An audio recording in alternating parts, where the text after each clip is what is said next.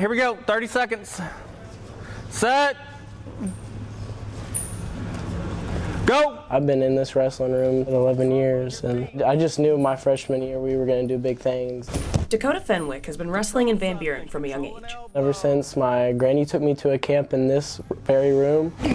Greater than any match-winning pin on the mat, this three-time state champion credits wrestling with turning his life around. I was coming to the high school practices when I was in middle school. I was making some pretty bad decisions when I was in middle school, and Coach Petrie got me out of that hole and just been focused on wrestling ever since I was a freshman and got me out of trouble, made me a whole new kid. Today, Dakota is one of 7 seniors currently on Van Buren High's boys wrestling team, who have been there since their freshman year.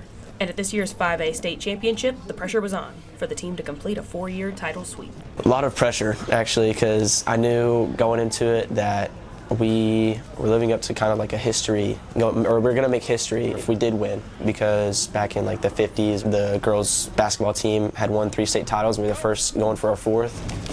From 1953 to 1955, the girls' basketball team had set a record for 3-peat state championship victories. And this year, Stay in your stance, move your feet. the boys' wrestling team was determined to break it. It's never been done in Van Buren. Like 4P has never been done. And by the time the competition in Little Rock was over, they came home with their 4th 5A state championship in a row. These kids are who put in the work, and as long as they get the recognition that they deserve. As far as us, I think it's really cool for our program to be recognized in that aspect. In addition to both the boys' and girls' success at state, head coach John Petrie was also named 2025 5A State Wrestling Coach of the Year, and that certainly gave the entire city reason to celebrate. The mayor did a proclamation for us, so it was not only St. Patrick's Day, but was also Pointer Wrestling Day, and so we'll always have that.